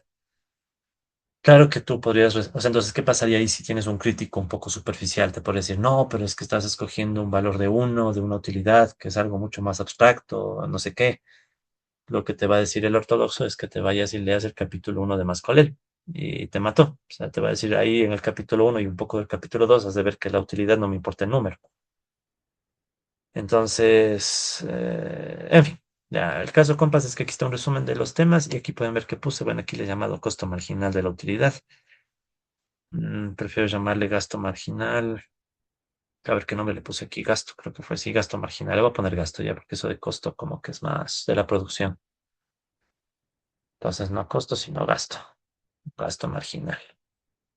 Listo. Entonces ahí tenemos un resumen de resultados, tenemos el multiplicador y tenemos las demandas hicksianas, ¿no? El X1 hicksiano y el X2 hicksiano, asumiendo solución interior, que es el que nos interesa. Y para estas demandas podemos verificar el cumplimiento de las propiedades que conversamos antes, estas propiedades que estaban acá arriba. ¿Sí? Entonces, estas mismas propiedades que hemos visto que se verifican de forma intuitiva, también podemos verificarlas ya con códigos de Python, que es lo que está hecho acá abajo, ¿no? Entonces, aquí sí ya no voy a detenerme mucho, solamente intentamos la intuición. ¿Qué estoy haciendo aquí? Miren, estoy tomando la demanda hicksiana, tomo solo el lado derecho y sustituyo, y en vez de P1 pongo M por P1. M era una constante positiva que creamos en códigos anteriores, y en vez de P sub 2 tengo M por P sub 2. Entonces, ¿qué estoy haciendo? Miren, estoy creando una demanda hicksiana, M por P. La U no le muevo. Eso tiene que ser igual a la demanda hicksiana sin el cambio, porque se supone que son iguales por homogeneidad de grado cero. Entonces, cuando les resto, debe darme cero. ¿Sí? ¿Qué es lo que está acá? Aplico para el bien uno y también está para el bien 2. ¿Ya? Entonces, aquí sí, compás, esto es casi idéntico a lo que vimos en el caso walrasiano, excepto que no hay W. O sea, no hay riqueza, pero sí hay precios. Y con la ausencia de exceso de utilidad, ¿qué se hace? Entonces, miren, aquí igual, un tema de signos que hay que tener un poco de cautela, ¿no? Recuerden que la restricción le cambié con signos negativos. Entonces, ¿qué me toca hacer aquí? Cambiarle el signo, porque la restricción es U, pero la función U es positiva. O sea, ¿a qué me refiero? Recuerden que la función de utilidad era x1 a la alfa, x2 a la beta. Para resolver el problema, creé en Python este objeto poniéndole un menos. Pero la propiedad de exceso de utilidad es con la utilidad original, no con el menos. Entonces, por eso es que aquí está el menos, para contrarrestar al otro menos que pusimos arriba. Entonces, menos por menos va a dar más y me devuelve la utilidad original. Tengo la utilidad y aquí estoy sacando left hand side, del lado izquierdo, porque yo construí esta ecuación como menos x1 alfa, x2 beta igual a menos UGOR. Entonces, ¿qué hago cuando yo pongo el left hand side? Estoy cogiendo este lado, el lado izquierdo, y quitándole el menos. Sí, entonces esas son algunas sutilezas, pero bueno. Luego, ¿qué hago? Miren, estoy reemplazando x1 y x2 por las demandas hicksianas, el lado derecho, ¿no? El lado derecho de las ecuaciones de demanda hicksianas. Y luego le resto el UHAT. ¿Por qué le resto el UHAT? Porque si se supone que son iguales, porque no hay exceso de utilidad, debería darme cero la resta. Entonces aquí podemos verificar que también sale cero y por tanto todo está cumpliendo las propiedades, ¿no? Y también se puede sacar las gráficas. Entonces aquí ustedes, compas, tienen las gráficas de la función de demanda hicksiana. O bueno, más estricto, la curva de demanda hicksiana. Entonces aquí pueden ver que tenemos las curvas de demanda hicksiana del bien uno, en donde para poder armar la gráfica que me tocó hacer, me tocó ponerle niveles de U, ¿verdad? Y bueno, toco también poner los alfas y el precio 2 porque noten que en estas ecuaciones la demanda hicksiana del bien uno depende del precio uno y del precio 2. Y lo mismo la hicksiana del bien 2 depende de los precios uno y 2. Entonces, cuando hacemos las gráficas, toca ponerles datos, ¿no? A los precios uno y 2. Bueno, el precio 2, el precio uno se queda como variable. Y también a las preferencias, ¿no? Al alfa y... ¿Por qué solo está alfa? Debería estar beta. Ah, no, sí está beta, sino que me he olvidado de ponerle aquí en el gráfico. Ya. Bueno, a ver, de una vez pongamos así rápido. A ver, beta igual 0,5 también. Sí, son estos de acá, ¿no? O sea, simplemente es para que me aparezcan en los títulos de los gráficos. Entonces, un segundito nomás. Ajá, beta igual 0,5 y en el de acá le he dejado beta igual 0,5 también. Ya. Listo, entonces aquí solo es para que me actualice. Entonces ahí pueden ver que los títulos me quedaron con alfa y beta. Igual aquí pueden ver que está el R para que Python entienda que lo que estoy escribiendo aquí es código de LaTeX, ¿no? Entonces, ¿qué pasa? Que aquí me queda ya con el formato. Sí, ya son temitas de formato más bien. Entonces, miren, aquí están las curvas de demanda hicksiana con la particularidad de que tengo una curva con nivel de utilidad igual a 1. Entonces, esta curva de acá, en principio, se puede construir incluso sin necesidad de saber el valor de la utilidad, sino que uno podría argumentar que se le estandariza. Le estandarizo en 1. Entonces, estos 0,5 que están acá, ¿qué quieren decir? Significan simplemente que estos son casos menos preferidos para el consumidor. Nada más. Entonces no tiene más interpretación la unidad. O sea, orden de preferencia, ¿no? No olvidarse de eso. En fin, compas, entonces tenemos el gráfico y también tienen un gráfico dinámico. Y en el gráfico dinámico pueden mover varias cosas, ¿no? Entonces, a ver, bajemos un poquito el zoom. Ya, entonces en el gráfico dinámico pueden mover, ya saben, tenemos, a ver, voy a copiarme, o sea, solo transcribirle aquí una de las demandas hicksianas, la uno. A ver, la uno, quiero ver cómo quedó. Dice H1 de P U gorro igual al U gorro. Ah, un poco tedioso. Alfa más beta. Alfa P sub 2 sobre beta P1 a la beta sobre alfa más beta. Ya. Esta es la demanda hicksiana del bien uno, ¿no? Entonces, esta es la que estamos dibujando acá. Es más que nada para saber qué voy a mover, ¿no? Entonces, miren, aquí tengo em, algunas posibilidades, ¿no? Por ejemplo, ¿no? El movimiento sobre la curva, recuerden, sería un cambio en precio uno, porque estoy haciendo precio uno contra cantidad, ¿ya? Pero más interesante, por ejemplo, ¿no? ¿Qué pasa si aquí, por decir, movemos el precio del bien 2? O sea, el precio del bien 2. Supongamos que el bien 2 se vuelve más barato, ¿sí? Entonces, en este caso, resulta ser que si el bien 2 se vuelve más barato, ¿sí? Estoy haciendo un ejemplo, ya, bajámoslo un poquito más. Ya, este tal vez igual a llevármelo a la pizarra, verá. Porque aquí surge un concepto que nos va a servir. Entonces me voy a llevar estas dos cosas. Ya, un segundito, quiero esta función. Ajá. ¿Dónde quedó? Ah, justo.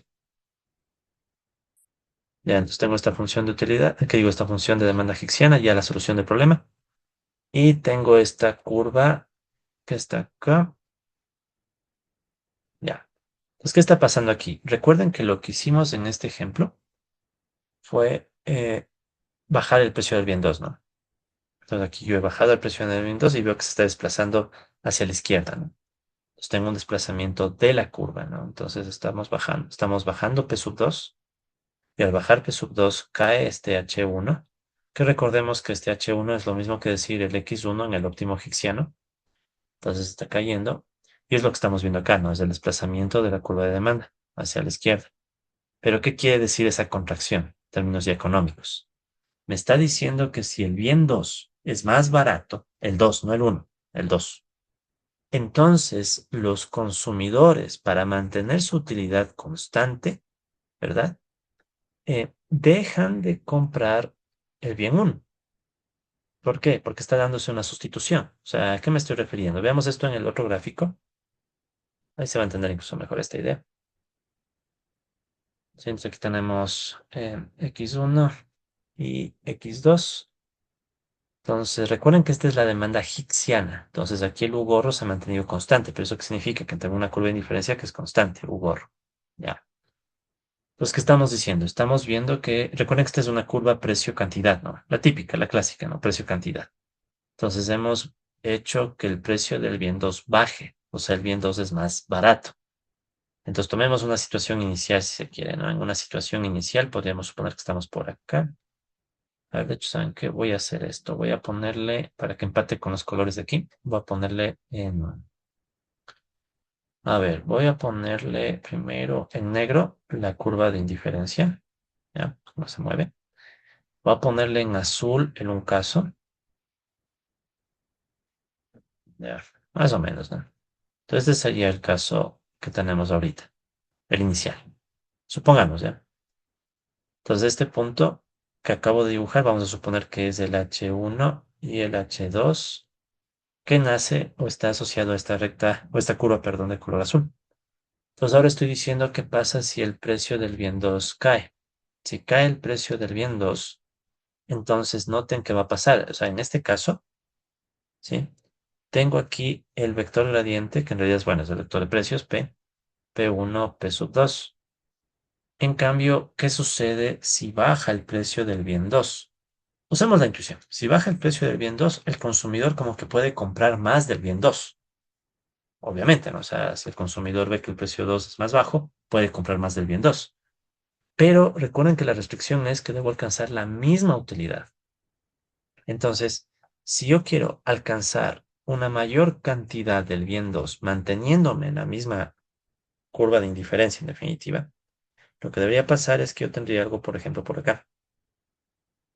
Entonces, ¿qué ha sucedido aquí? Aquí tengo otro vector, si quieren le podemos llamar el P'. En ese P' vamos a asumir que el P1 no ha cambiado, pero sí tenemos un cambio en P sub 2' si quieren, donde voy a asumir que el P sub 2' es menor al P sub 2 original. ¿Cómo sé que tiene esta inclinación? Intuición, compas, intuición, ¿no? Entonces, básicamente, ¿qué está sucediendo? O bueno, primero podemos recordar, ¿no? Que aquí tengo una ratio, ¿no? P sub 1 sobre P sub 2. Esa era la pendiente, ¿no? Con menos. Sí, esta era la pendiente de estas de estas rectas. ¿Ya? Entonces, ¿qué sucede si es que está cayendo el P sub 2? Toda la magnitud es más alta. Si toda la magnitud es más alta, ¿qué significa? Que es más empinada. ¿Ya? O sea, esto de aquí tiene una mayor inclinación, olvidándome el signo. ¿Ya? Eso si quieren verlo de forma más matemática. Si quieren verlo de forma más económica, a ver si el consumidor tiene que el bien 2 es más barato, puedo comprar más del bien 2. O sea, es lo que se puede ver acá. O sea, que está sucediendo aquí que en la nueva situación, ¿verdad? Aquí tengo el H1, si quieren, prima, la situación prima, y este H2 prima. Entonces, ¿qué está sucediendo en esta nueva situación? Como el bien 2 es más barato, es como que dice, ok, el consumidor puede comprar más del bien 2, pero si quiero mantenerme en la misma curva de indiferencia, o sea, si quiero mantenerme con esta minimización del gasto sujeto a este nivel de utilidad mínimo, entonces, ¿qué tiene que suceder también? Que se reduce o se sustituye, ¿no? El bien uno. Entonces, aquí podemos ver que para mantenernos, ¿no? Dentro de la misma curva de indiferencia, la única opción es reducir la cantidad demandada del bien uno y con eso aumentaría la cantidad demandada del bien 2. Y es lo que vemos acá, parcialmente, ¿no? Entonces, aquí, ¿qué vemos? Cae el precio del bien 2, nos movemos de esta forma, ¿sí? Pero eso implica entonces que está cayendo la demanda del bien uno y esa caída que está aquí es la que estamos viendo acá en la curva de demanda. Entonces, esa caída que estamos viendo aquí de H1 es la que estamos viendo acá al momento que se mueve. Ponerle en color rojo esto, pero ya ahorita ya no. Entonces, bueno, esa es la idea, ¿no? Entonces, básicamente hay una caída, o no hay nada más que caída, hay una sustitución. Bien uno versus bien 2. Sustitución que es vital para entender la importancia de la demanda hicksiana. O sea, la demanda hicksiana, ya vamos a ver eso incluso más adelante, incluso ya de forma un poquito más estricta, pero la demanda hicksiana tiene la propiedad de que sus movimientos, o sea, los movimientos de esta curva, ¿ya? Te dan una idea de cómo se da la sustitución de un bien por otro bien. Entonces aquí se puede ver clarito cómo sustituyes bien uno por bien 2, manteniendo el mismo nivel de utilidad, ¿ya?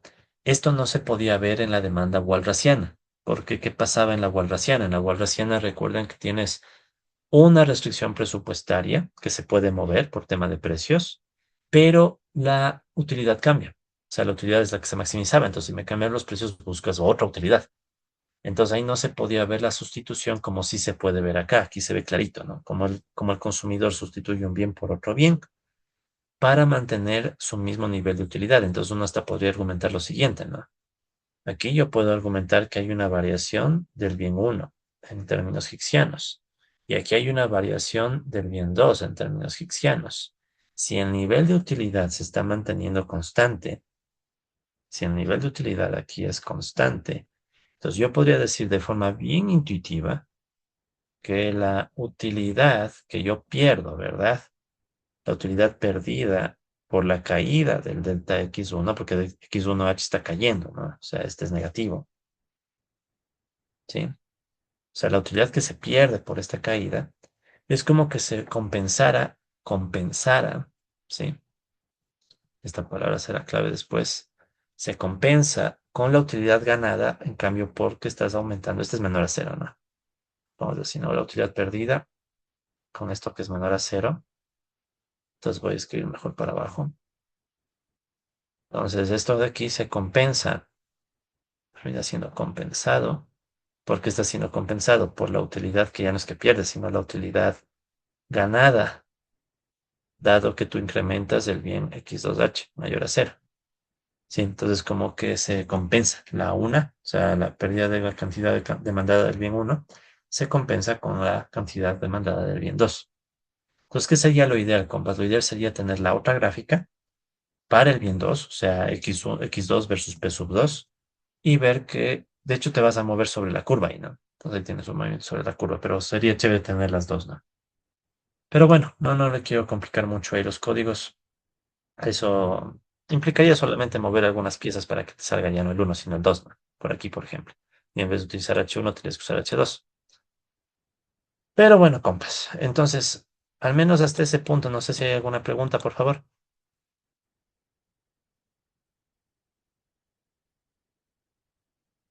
¿No? No, claro, claro, claro. Ya. Ok, solo quiero, no sé por qué me dio un lapsus. Sí estoy grabando, ¿verdad? Sí estoy grabando. Disculpará esos lapsus. Ya. Sigamos, compas. Entonces, ya tenemos como una idea más global de este temita, ¿no? Del problema de maximización del gasto y como que cada vez ya hace un poco más de sentido, ¿no? Nos sirve para entender esta sustitución, ¿ya? Continuemos. Entonces, verán, vamos ahora a ver, seguimos en el mismo tema, o sea, seguimos en el problema de maximización, de minimización del gasto. Voy a hacer aquí una línea. Pero ahora nos vamos a enfocar en un objeto particular. Sí, aquí quiero hacer un pequeño recordatorio, señor, o sea, recordar, un pequeño recordatorio, recordar. Cuando teníamos el problema de maximización de la utilidad que tenía esta geometría, ¿no? Se venía esto, venía la restricción y uno buscaba la curva de indiferencia más alta, ¿no? Ya. Entonces recordarán que cuando queríamos encontrar este valor máximo del nivel de utilidad, o sea, el nivel de utilidad en el punto óptimo, ¿verdad? Que dependía de P y W, era el caso walrasiano, de la demanda walrasiana. A esto le llamábamos la función de utilidad indirecta. Esto fue de los últimos temas que vimos, ¿no? Entonces, esto aquí le llamábamos la utilidad indirecta. Entonces, la idea de la utilidad indirecta era ver cómo se obtiene ese valor máximo de la función objetivo, o sea, de la función de utilidad, considerando directamente precios y riqueza por medio del reemplazo de la función de demanda wallaciana. Ya, esto fue en el problema de maximización de la utilidad. ¿Por qué recuerdo eso? Porque ahorita vamos a ver algo bien parecido, pero para el problema de minimización del gasto.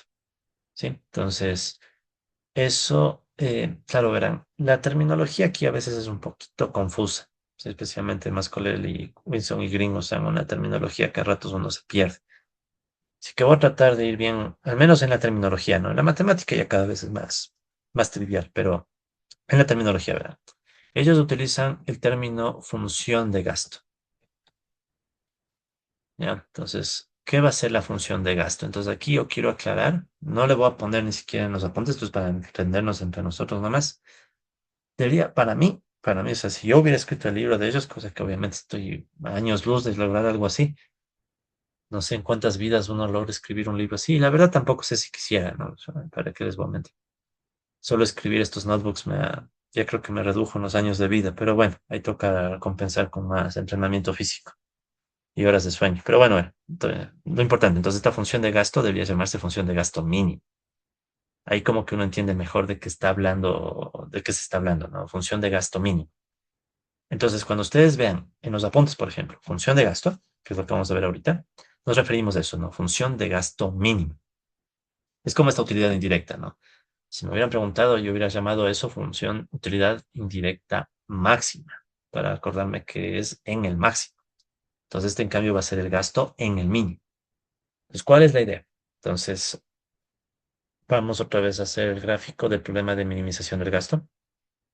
Damos aquí x1, x2, pero ahora es, repito, minimización del gasto, ¿no? Problema de minimización del gasto. Entonces, el que queda fijo es la curva de diferencia. Y estamos buscando, como habíamos dicho antes, esa... entonces, si ven aquí el por qué digo que no ayuda la terminología, ¿no? Aquí a esta nomás ya le llamaría función de gasto. Porque es una función de gasto, o sea, es una función que me indica como gasto. Pero en realidad, Mascoler, Winston y Green le llaman función de gasto a la que llega al mínimo. Entonces noten que yo llego a este punto, ¿ya? Y en ese punto habíamos dicho que tenemos las funciones de demanda hicksianas. El x1 hicksiano y el x2 hicksiano, que usualmente se le escribe más bien como h1 y h2. ¿Pero de qué depende? Entonces recordemos que estos de acá, primerito, dependen de el vector de precios, eso es innegable, o sea, aquí tienes la pendiente de esto, y del nivel de utilidad mínimo, UGOR. Ya. Ahora, haciendo la misma analogía, la misma lógica que en el caso de maximización de la utilidad. Nosotros aquí en la maximización de la utilidad, recuerden, buscamos la función de utilidad máxima, o sea, la que nos daba la utilidad máxima, y eso lo grabamos reemplazando aquí en esta función el óptimo. Entonces voy a hacer algo parecido acá, pero ¿en dónde reemplazo el resultado, el óptimo, este x1h, x2h? En el gasto. Entonces, ¿cuál era el gasto? El gasto, recuerden que era P1 por X1 más P sub 2 por X2. Esta era la función objetivo. ¿Sí? Esta es la función objetivo que nos interesa analizar. Solo que ahora ya no es cualquier gasto, es el gasto justo en el punto en donde se soluciona el problema. Entonces este ya no es cualquier X1 y X2, son los X1 óptimo hicksiano, X2 óptimo hicksiano si quieren. O si no, también podríamos llamarle como P1 y en vez de X1 diríamos H1 más P sub 2 H2. ¿Sí? Así haciendo el cambio de simbología. Como ven, sí es un poquito incómodo, ¿no? Porque uno está acostumbrado a que X sean las cantidades, pero aquí H representa las cantidades desde el enfoque de demanda hicksiana. Entonces, cuando yo hago esto, ¿sí? Mascorer, Winston y Green plantean una simbología. Entonces, en vez de llamarle gasto así en general, vamos a utilizar la E. Recuerden que esto venía del inglés, ¿no? De expenditure. ¿Ya? La E. ¿De qué va a depender esta E? O sea, de hecho, recordemos que H1 y H2 son demandas hicksianas. Entonces, H1 es una función del vector de precios, como hemos dicho acá, ¿no? El vector de precios que define esta pendiente y del nivel de utilidad indirecta. A ver qué hablo, vea. El nivel de utilidad mínimo. Ya, indirecta es la de acá arriba. Ya, esa es otra cosa. Y si es desde H1, acaba H2, que sería igual el vector de precios y la utilidad mínima de referencia. Entonces, ¿qué va a pasar con este gasto, este expenditure, ¿no? Este también va a depender de los precios, P1, P sub 2, para no estar poniendo 1, 1, serían los precios. Y va a depender de qué más, de lo que dependen estos de acá, o sea, depende del nivel de utilidad mínimo. ¿Ya? Entonces eso va a ser igual a P, solo que está aquí, ¿no? Para ponerla en forma ya un poco más vectorial, sería P.H. P es el vector de precios, ¿sí? P sería el vector de precios P1 y P sub 2. Y H sería en cambio el H, pongamos aquí PU gorro, sería el vector de demandas hicksianas, ¿no? O sea, aquí estaría el H1 que depende de PU gorro y el H2 que depende de PU gorro. Y solo para no olvidarnos, recordar que estos a la vez son X1H y X2H. ¿Ok? Permítanme hacer un poco de espacio solo para cerrar ese paréntesis. Ya. Listo. Entonces, esta se conoce como función de gasto o función de gasto mínimo si es que quisiéramos entenderlo un poco mejor, ¿no? Tengo estos gastos. Todos los gastos son precio por cantidad. Y el gasto mínimo es cuando las cantidades las reemplazo por cantidades definidas por las demandas hicksianas, recordando que las demandas hicksianas dependen del vector de precios y también del nivel mínimo de utilidad. Entonces, esta es la función de gasto. Comentario al margen muy rápido. Los economistas somos muy abusivos con las letras. Sí, yo odio cuando, por ejemplo, usamos la letra E, porque la gente normal, disculpen que lo diga así, pero la gente normal usa la E como el número E, 271 y etcétera. O sea, es un número o sea, es un símbolo que uno ya sabe que significa algo. Los economistas somos muy respetuosos de eso, ¿no? Entonces aquí E va a significar gasto ya, porque, y eso más, ¿no? Bien a lo gringo, ¿no? Entonces es expenditure, es gasto, pero es la única forma de entender el libro de Mascoler, porque caso contrario, si le pusiera aquí una G, seguro nos enredamos. Punto uno. Punto dos. Les voy a poner un ejemplo un poco ya jocoso, pero, por ejemplo, cuando yo veo pi igual 2 o pi igual a 3, sí, o sea, a veces me duele el ojo porque sabemos que pi es 3.1415, etcétera, ¿no? 3.1415,9 y de hecho hay toda una competencia por saber cuántos decimales de pi se pueden sacar, ¿no? Pero el punto es que entre economistas a veces les llamamos a las ganancias pi, de profits, de ganancias. Pi representa la P representa profits. Y entonces por eso es que a veces hacemos pi igual a 3 o pi igual a 2 o pi igual a lo que sea. Entonces cuando resulta que gente de otros campos, digamos un físico, lee algo que escribe un economista y ve pi igual a 3, se asusta. Entonces eso sí les pido un poco de paciencia con la simbología, ¿no? Entonces esta E se refiere a expenditure, que es gasto. ¿Ok? Entonces, ¿cómo interpretamos? Y con esto vamos a ir un poco ya cerrando la sesión porque penosamente tengo que irme un poco antes. Pero, ¿cuál es la interpretación de esto, no? O sea, ¿qué está diciéndome esta función? Esta función sería la que me indica el gasto mínimo, literal, ¿no? O sea, me indica el gasto mínimo para alcanzar la utilidad u gorro, conociendo los precios. ¿Sí? Entonces, pese a que no me gusta la forma, el nombre, la E, la intuición me parece interesante a mí personalmente, ¿no? Porque repito, ¿no? Esto me está indicando el gasto mínimo para alcanzar la utilidad u gorro. Entonces, ¿cuál es la cuestión? Claro, uno dice, ¿y cuál diablos es la utilidad u gorro? Bueno, volvemos a lo mismo, ¿no? O sea, alguien podría decir, ¿qué tal si estandarizo? Hago que u gorro sea igual a uno. Entonces ya no necesito decir qué número es, más bien diríamos, es una utilidad que el individuo percibe subjetivamente. O sea, el individuo sabe que tiene cierto bienestar mínimo. Entonces, para alcanzar ese bienestar mínimo, tiene que hacer un gasto mínimo. ¿Sí? Entonces, lo que dice esta función de gasto mínimo. Entonces, pese a todo lo que podamos creer, compas, es una herramienta bien útil desde el marco teórico, obviamente ortodoxo, que ya de a poco nos acerca a la discusión del bienestar. ¿Sí? O sea, de a poquito ya está conectando, miren, bienestar, claro, a través de la función de utilidad mínima. ¿Sí? O sea, de aquí a esto ya se está empezando a acercar a la palabrita bienestar, que en eso también los economistas somos abusivos, pero bueno. Entonces, bienestar y por el otro lado, gasto. Sí, es ya, bueno, dinero, definitivo. Gasto, dinero. Entonces, miren lo peculiar, ¿no? Esta función está logrando conectar un bienestar que se supone subjetivo y que lo puedo estandarizar, igualarle a uno, con el gasto, que es una cosa que podemos medir. O sea, es como debo decir, veo que la gente gastó hoy día, fue al supermercado y gastó $20. Ya, gastó $20. Ese es el gasto que yo puedo interpretar o asumir. No voy a asumir que ese gasto es el mínimo que la gente hace para llegar a un nivel de bienestar definido por ellos, subjetivo. Entonces, esto va a conectarse mucho con el análisis de bienestar, como les digo, y aquí es donde ya la cosa, por ejemplo, les digo, se pone más interesante, ¿no? Porque aquí yo creo que esto ya admite una interpretación más intuitiva. Pero bueno, compas. Entonces, si les parece, voy a dejar por el día de hoy la clase hasta ahí. Y más que nada voy a terminar aquí el video. Pues no sé si tengan alguna